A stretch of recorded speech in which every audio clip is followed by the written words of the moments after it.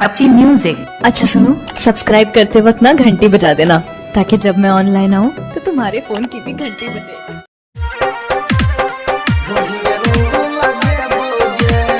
DJ Sanjeet Raj, Prem Nagar. Music by DJ Umesh, Shukipur Bazar. DJ Shankar Prem Nagar.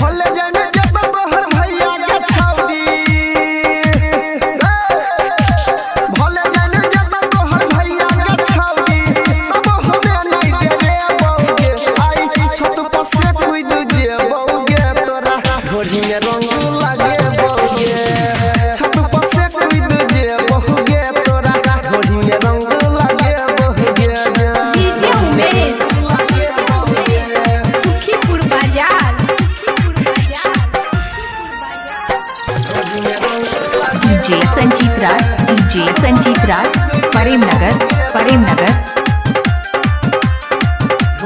DJ Shankar Prem Nagar.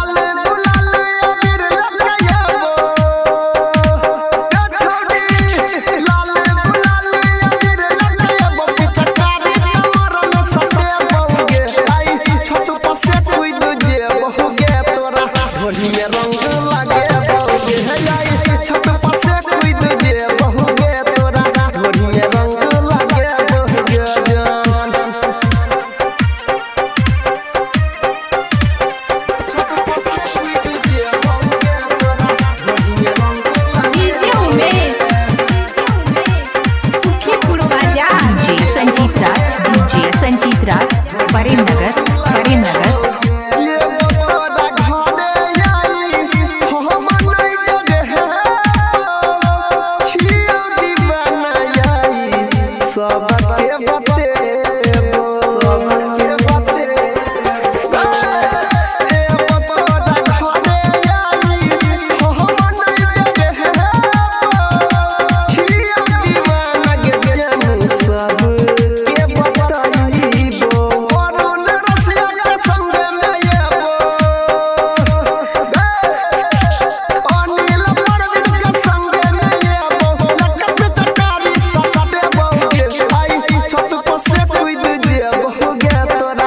Yeah.